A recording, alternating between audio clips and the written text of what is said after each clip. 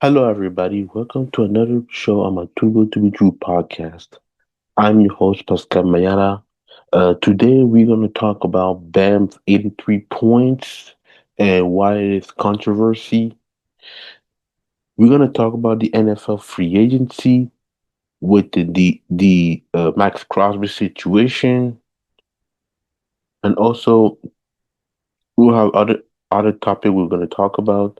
Make sure to follow this podcast on my YouTube channel, Too Good to Be True podcast. Make also sure to listen to this podcast on Spotify, Amazon Music, and the Apple Podcast. That being said, let's go.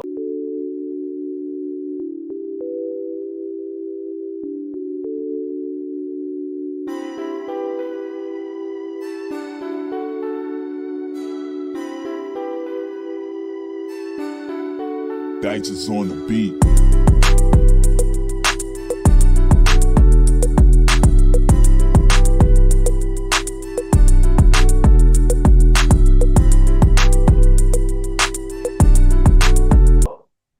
So today, are we going to talk about the 83 point of Bam Adebayo and why everybody think it's controversial? So let's go back. I think it was a Tuesday of last of this week when when he scored 83 points against the Washington Wizard. Um, I'm going to say this: congratulations on breaking, surpassing Kobe Bryant at 81 points on January 2006 against my Raptors. But there was a lot of controversy with this uh 82 points. So why everybody is mad about that? So the reason why they're mad about that is number one is that they were facing the Washington Wizard and they did not defend. Obviously, they were tanking. Number two is that Bam Adebayo shot 43 free throws. Um, 43 free throw on the line, especially when Wizard tried to foul him, and Miami forced to foul Bam Adebayo to break uh, the previous record, but of 81 points. But that's not really the NBA record. Just for the people who don't understand, it's not a record. And number three, most of those hate are Laker fan and mixed with Kobe fan. And I will say this: the most pettiest thing I ever seen the from the from the Laker fan and Kobe fan is that he surpassed the 81 point mark, and and this is not how he did it. So I can't understand that, but Laker fans, stop being petty. Please stop being petty because record are mentioned to be broken. When we know that's not the record, surpassing that record is important too. But nothing lasts forever. We always say that. Records are meant to be broken forever and ever and ever. So, so for the people who got angry, I understand that, but at the same time, uh, you gotta understand that records are meant to be broken. So this is what I believe Eric Spoelstra has said um, about everybody's hating on the 83 points surpassing Kobe Bryant. If I can see that. I can see that. I tried to look for that video. I'm gonna look for that video of Eric Spoelstra defending 80, 80, 80, 83 points. If I can, if I can find it, if I can find it, if I cannot find it, if I can't find it, but too bad. But there's other people who who probably surprise celebrating a surprise for the for the for the record. So let's I want to share this video. I want everybody to listen to what the Bill Simmons got to say about the 83 point, and then I'll comment it later. In my opinion, why everybody think it's a big deal. So let's share this video. So here we go. The weirdest and most unexpected NBA achievement of my lifetime. A lot of people are asking me the last 2 days how I felt about this because they know I care about the history and stuff. First of all, I love when the guys go for it because ultimately it's a stupid regular season game. As you said earlier, when you have a chance to make history, you should go for it. But the biggest thing to me, and this is what people are like, well, that's bastardizing the game, what they did at the end, Miami. Guess who's bastardizing the game? Fucking Washington. Guess what, Washington? There's 30 NBA teams. You're all professional athletes. You're all getting played. Fucking stop the guy. Don't whine about it. Don't. The rest of the league can't be like, oh, this is better. Like, these guys are professional athletes. You have a job. Go stop it. He's got 70. Don't let him score anymore. How does Bam have 30 and a quarter? Bill, not only did he get 30 and a quarter, did you notice their starting lineup? No Tyler Hero, no Norman Powell. It's Bam Adebayo, Myron Gardner, Pelly Larson, Davion Mitchell, and Yakichonis. Yeah, maybe guard Bam. Maybe Bam is the guy that you're looking at on the whiteboard going, you know what? We probably want to run an extra guy at Bam. Just from a pride standpoint, look, your team, Washington, they've got 16 wins. Do you also want your team to have that? Like, you want them carrying that around too? Ah, that is kind of true. There is no real pride on this game. I'll be honest with you. I'll be honest with you. I agree with both Tim Hegler and Tim Hegler and and Bill Simmons, man. In fairness, I don't say this. In fairness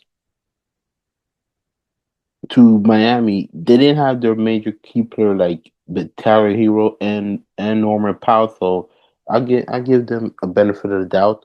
So I'll agree on that part. But let's listen to the negativity of people why they think it's a scam. So this one video too, I want to share with you guys.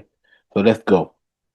Bam Adebayo last night went to the free throw line 43 times. He had 36 points from the free throw line. When 36 of your 83 come from the free throw line, and half of those come in the fourth quarter, when we're aggressively trying to get him fouled, you cheated the numbers. But if you think last night was something to celebrate, you're wrong.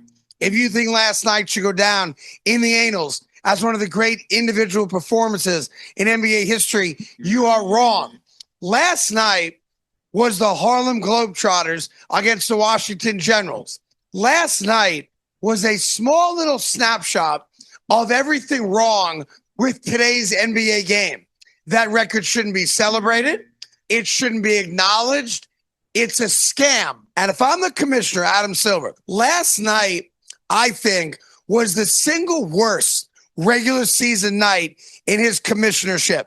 And he was out of his control, but he can do something about it today. Yeah. And today he's got to come out and say, I thought last night was egregious. I thought last night was bad for basketball. I thought last night was bad for our fans, and I want them to apologize to NBA fans for putting on that display last night. The NBA should be embarrassed that it's promoting what took place. Man, oh man, there's a lot of hate with the Bam Adebayo 83 point. But let's listen what the Bam response. Bam Adebayo last night went to the free throw. Sorry. Let's listen what the quote of what it means, Bam, to break Kobe Bryant's record. So I want to read this from the Legion Hoops on X formerly Twitter. He said that to me, in wondering what he'd say to be at 83. You pass him, my mind is like, what would he say to me? Because I always wanted to have a conversation with him. He probably said, do it again. Just a surreal moment of being in the company with somebody you idolized growing up. So, uh, I mean, there's a lot of people. This right there is very, very unfair for him because he had to go through that and because it's a scam. Yeah, and I agree with the Washington Wizard thing because this Washington Wizard team is a totally a bad franchise. Anybody who watched basketball for a long time, like myself, knows that the Wizard will never been a franchise who won 50 plus games in their franchise history since they won the NBA championship in 1978. So, congratulations to Bam Adebayo and Washington Wizards. Put some goddamn defense. And I know they're tanking. I know they're tanking. Uh, uh. But come on, Washington. You could do better than that. But congratulations still to to Bam. 83 points, 83 points. So congratulations. Moving on from the NBA, let's talk about some NFL free agency that happened a couple of weeks or last week. So we are going to talk about the Maxx Crosby situation because Maxx Crosby was a free agency. He was signing with the Baltimore Ravens, and they gave the I believe the Raiders the Raven gave two first round pick to the um Las Vegas Raiders for Crosby, and this what happened. The I think the Baltimore Ravens made a mistake for for trading. Um, before we continue, just breaking news right now. If you're watching the Big 12 championship of college basketball, the Arizona Wildcats just won the Big 12 championship against the Houston Cougar. So congratulations to the Arizona. So congratulations to them. Let's continue with the Max Crosby thing. Yes, I think they did not want uh they did not want um Max Crosby because it was a situation with his physical condition. So uh let's listen to one Dominic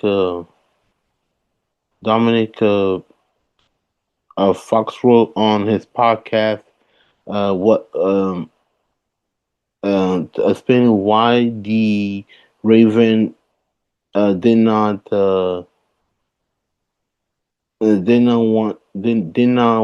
wanted him. So I'm gonna share this video right now on the podcast what he's trying to say on X formerly Twitter. So let's listen what he got to say. We use pass and fail, a physical, as if it's something that is like a standardized thing. And passing and failing the Mm-hmm. physical is not actually a real thing. It's not like how you go get a physical from a doctor in order to sign up for like youth sports. Like, okay, this person is healthy enough, they did the physical. It's not it. It's about a bar that you need them to clear.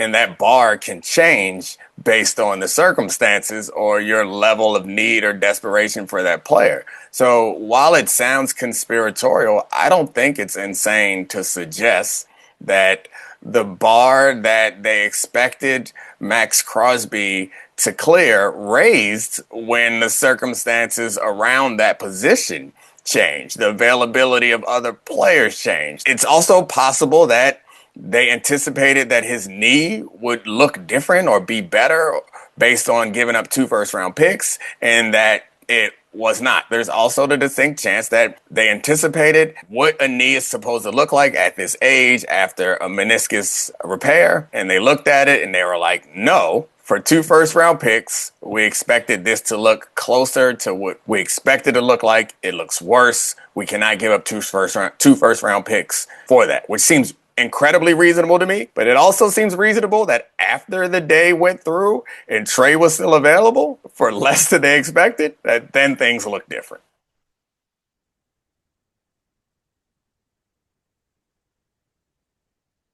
So you hear what Dominic Fosworth said on his podcast. His his physical condition did not prevent him to um to um to sign with the Ravens, and instead of having Max Crosby, they signed Trey Hendrickson from the formerly from the um uh from the Cincinnati Bengals. I will say this, that I think that uh Max Crosby is a better option than Trey Hendrickson. And number two, and I hope that the Raiders could find a way to find a trade for Max Crosby. If they don't, that means he's probably, in my opinion, he's not going to play for the Raiders.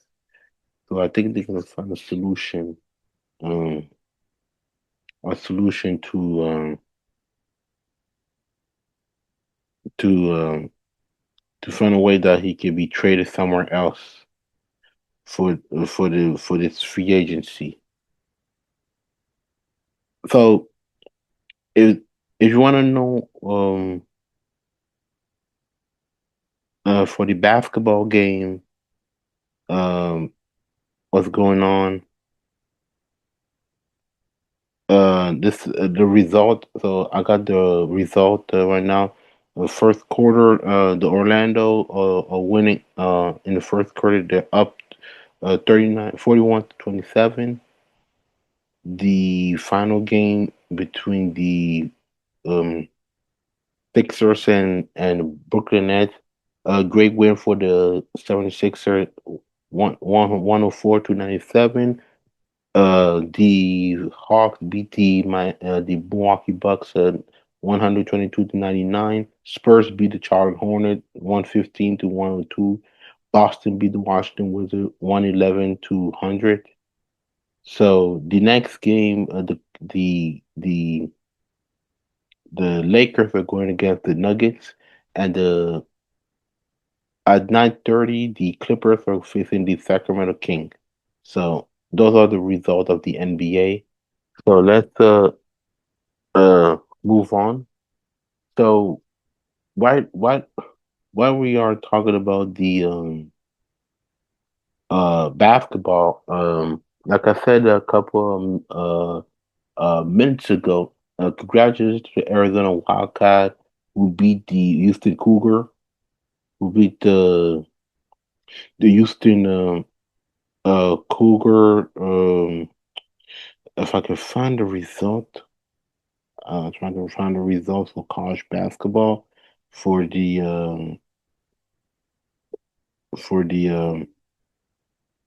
hold on, hold on, ladies and gentlemen. I tried to look for it. This the main soccer game. God damn it. God damn it. I apologize. Um, you know, they won against the Houston Cougar. I think it was 77, 78 to 72. But congratulations to the Arizona uh, wild card against the Houston Cougar. Now you got the ACC basketball championship between Duke and Virginia, that's playing right now on ESPN. So go ahead, watch it on ESPN. So I want to talk about the everybody what he's talking about. Everybody in this week they were talking about Michael Jordan goat conversation that happened on NBC. He had a sit down on NBC um um yeah, it was on NBC, and if you notice they had this um and this separate clips on the I believe it's on NBC. Yeah, NBC. Yeah. So let's listen what Michael Jordan got to say about the GOAT conversation, and then I'll give my opinion because I heard everybody got their opinion about the GOAT conversation. I didn't talk about it, so that's why I keep it my opinion on recording it on like that's Sunday morning Sunday morning because I wanted to keep it together and get my opinion on it. So let's listen to what he got to say. Of that term, the GOAT. Whole GOAT term is never going to be something that I ever will get high or low about. It just doesn't exist with me. I never played against Oscar Roberts or Jerry West. Would have loved to. Absolutely love to. Just as competitive as I am. And I actually learned from them, and we, paved the road to the Kobe's and the LeBrons, right? And to me, it's the beauty of the game of basketball that a player after a previous player has evolved the game further. Mm-hmm. But don't then, in essence, this is the way I look at it, don't then now use that against the player that actually taught you the game or that you learned from. Yeah, and that's why I have a tough time. And, look, I would love to have played against LeBron and, Kobe in my prime. I would love to have played, against those guys. But we'll never be able to know that. Part of the marketing, part of the hype, part of the things that tries to elevate one generation above the other, I think it creates animosity. I have no animosity against today's players, but you do have certain players that do have animosity because of the forgottenness of what their contribution has been to the game of basketball. It is what it is. It is a empty comparison. It's a absolutely never find that the true answer to that question. It's a circular conversation. It's just going to keep You're going. never going to get And I understand. but it's great to talk about. 100% to talk about and envision. Look, I think LeBron has had an unbelievable career, and I admire him for what he's done. And Kobe as well as KD and all these guys who have played in this era. I think they've elevated the game of basketball tremendously. I just don't agree when you start, trying to put one above the other. It doesn't work. We'll never know. It creates more of a problem from, not for me. I've never given it credence. But, for other players who look for their existence within the generation of basketball. And we should always honor that. We should always preserve that. We should always, reward that they paved the road for a lot of generations after that. And by doing that, you somewhat, Jabbar, Wilt Chamberlain, Bill Russell had 11 championships. Yeah. How do you just push them in the corner and say, we ain't gonna think about you. We forgot about you. That to me is where I get lost. So you heard what Michael Jordan said about the GOAT conversation, and I gotta say that I must agree. I'm gonna agree with him in basic because you know what, we will never find out What would happen if Michael Jordan played with Oscar Robertson against Kareem? Actually, he did play with against Kareem, but it was in his tail of his career. I think it's not very fair because this is my opinion with the GOAT conversation, people. This is my opinion with the GOAT conversation. GOAT conversation, we all know, is the greatest of all time. It is a subjective thing. Why do you measure? How do you measure GOAT? Is it about championship? Is it about popularity? Is it about I don't know. I don't know because GOAT conversation have different meaning to it. I would say that because if you sat there, if you had 10 person sit down at the same table and you ask who's the GOAT, probably everybody will have a different answer. Probably the same thing with the NFL, baseball, hockey. Tennis and boxing is a little bit different because it's individual sport. But we will never know what would happen. I always ask what would happen if what would happen if Michael Jordan played against Kobe Bryant in his prime, LeBron James in his prime. I don't really want to know what would happen, and because it's very hard, because generation after generation, athletes are getting better and better and better. So I sit there, in my opinion, because I don't know what is the criteria of GOAT. Well, I don't know what's the criteria of the GOAT conversation because it's very, very, very difficult to me. Because to me, the first time um, I saw Michael Jordan was 97, 98. So I didn't see the full prime of Michael Jordan until this 98 last year. And 98, 97, 98 season when he won his final championship. And I saw him the 2001 to 2003, but he was in the tail of his career. So it's very difficult to find out how do you describe the GOAT to me. But I know a lot of people will say Michael Jordan is the GOAT because he got 6 rings, he never lost the finals, and he had a sneaker. That's fair. You not gonna tell me if you ask me who's the GOAT, I'm really gonna puzzle and cringe a little bit because it's very difficult to me, in my opinion, very difficult. Because the GOAT is a subjective thing, so I don't know. I don't know. But if the people think it's Michael Jordan, that's great. If the people think it's LeBron, it's great. If people think it's Kobe Bryant, it's great. Should Kobe Bryant be in the conversation, the GOAT? Probably yes. A lot of people probably would put Kobe Bryant in the conversation. So I got no issue what Michael Jordan said. I got no issue with that. I got no issue with what people trying to say.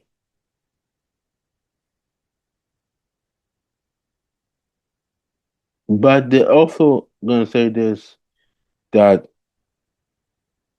that and I also am gonna say this.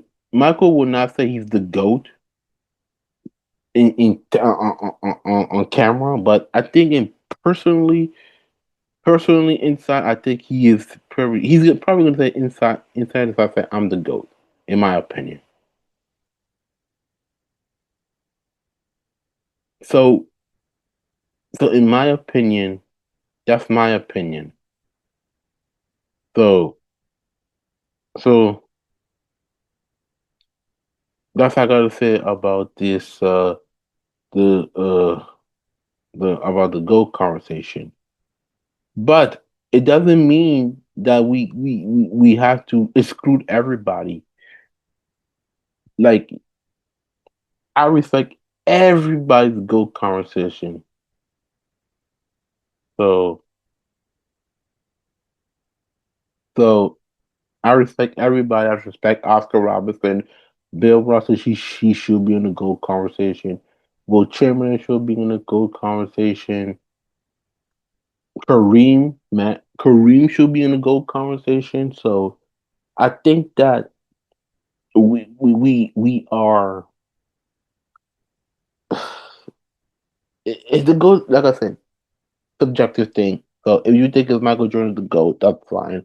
You're not going to hear me say something like the about GOAT conversation and so on and so forth. Now, uh, let me just talk about the NBA a little bit and the standing because I know we got the standing right now of the NBA. So if you look at the standing, I wish I can share the standing, but I won't.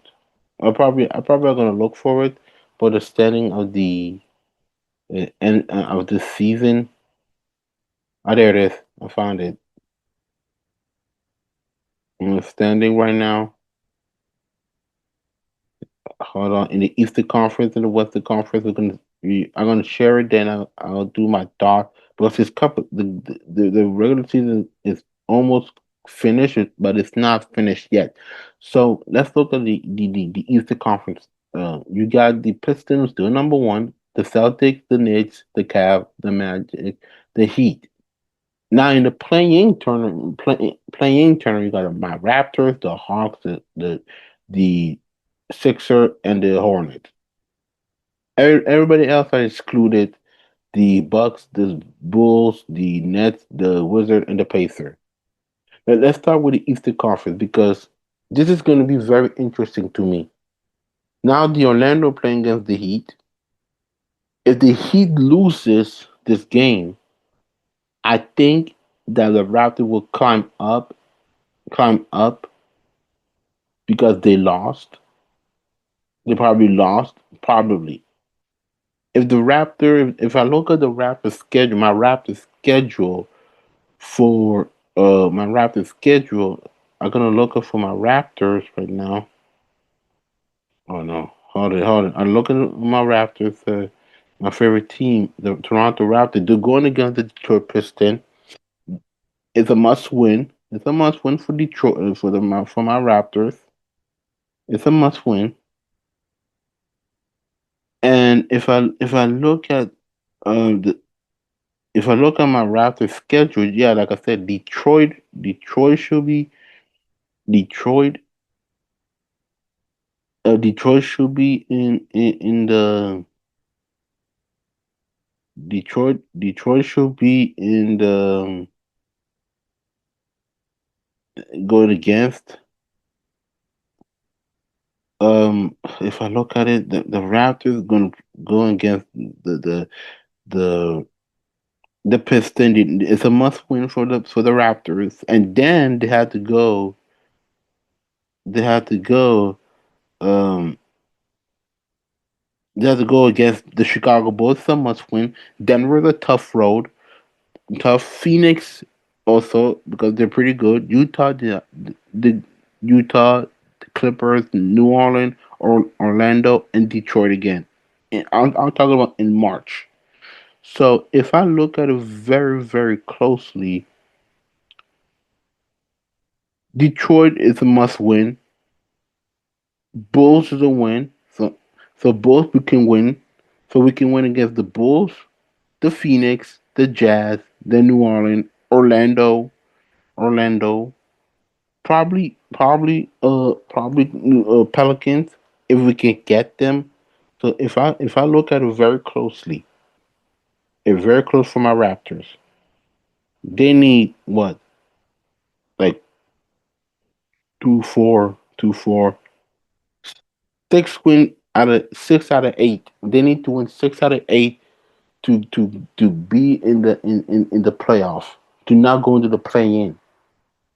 But I also look at the Orlando that they had a 6 win streak, a winning streak right now, so they're not going anywhere. The Heat, with a lot of injuries, I don't know if they could win for that long.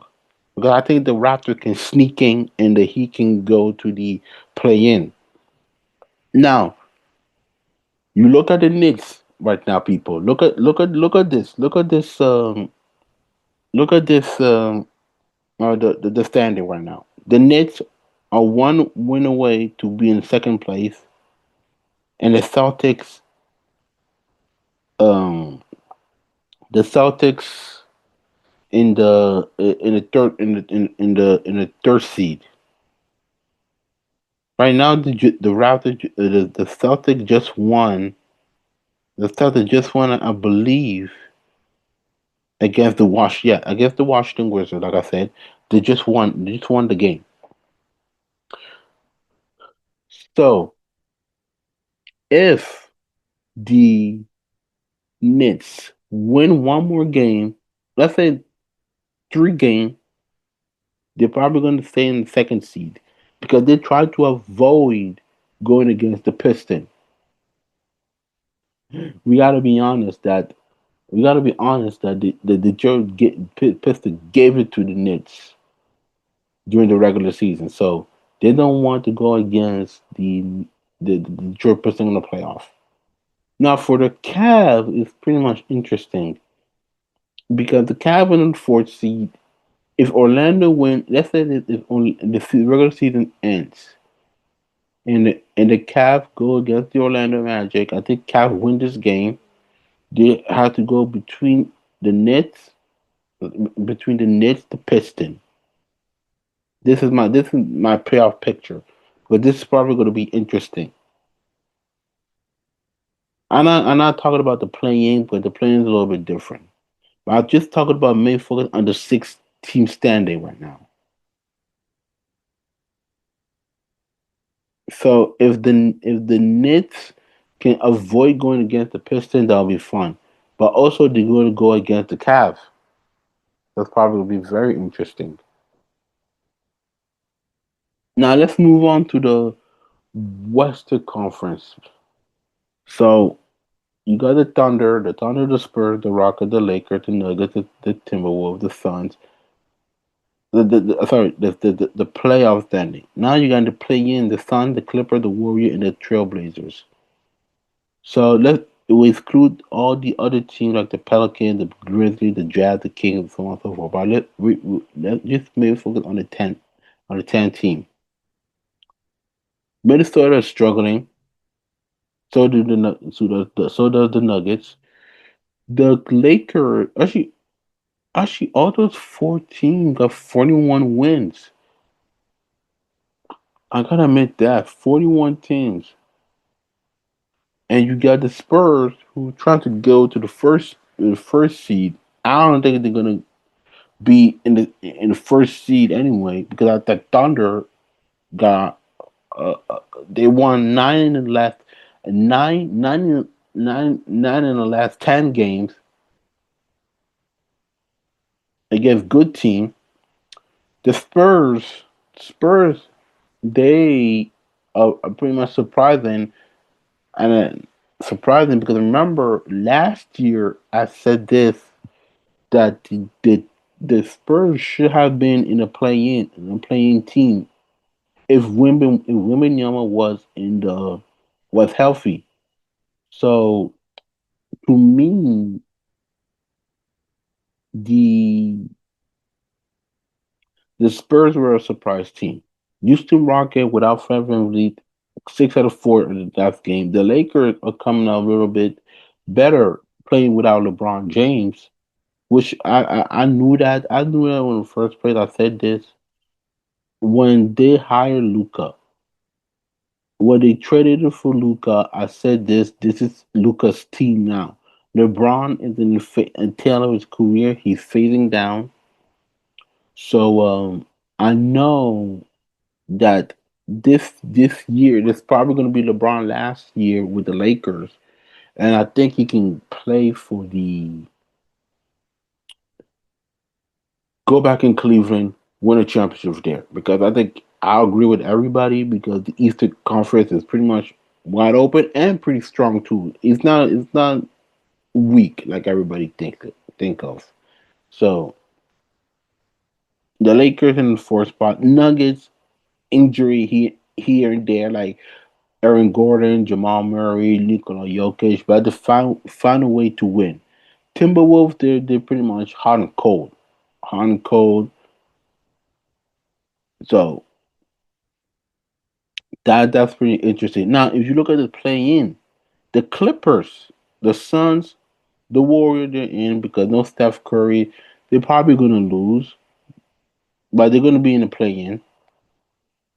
If I look at the Suns, six out of four winning game for the Suns, which they were a surprise team after they traded KD and Bradley Beal. The Clippers had a started a hot mess. Now they're like 30, 34, 32, won 73 in the last 10 games, which is surprising. Kawhi Leonard is really balling. So, so I'm pretty much surprised about the Clippers, the Warriors, and Trailblazers. I knew that they're going to be in the play-in. I said it last year that the Trailblazers will be in the play-in. The Warriors without Steph Curry, they're fighting because look at the West. Look at the Grizzlies, the Mavs, the Kings, the Jazz, and the Kings. Who's a threat to get in the play-in? Nobody. So so nobody will be in the play-in from the 11th to the 15th spot. So they're already excluded. OKC, OKC, like after the winning championship, I mean SGA took his game to another level like I never seen. I think he probably gonna win MVP. But I'm not sleeping on Jalen Brown and Victor Wembanyama. I'll put Kate Cunningham in that too. So don't sleep on the other candidate too. Even though Nikola Jokic, don't sleep on him. So don't sleep on this man. We had a pretty much a long podcast. I don't know how many minutes we have, but but this this is pretty much amazing. But thank you very much for listening to this podcast. I hope that everybody enjoyed this recorded podcast. I will put it on my YouTube channel and put it on Spotify, Amazon Music, and Apple Podcast. The previous one I didn't put the last podcast that I did a couple of weeks ago. I forgot to put it on Spotify. That one I got to put it too. So I apologize that I didn't put it. Make sure to listen to this podcast on Amazon Music, Spotify, Apple Podcast.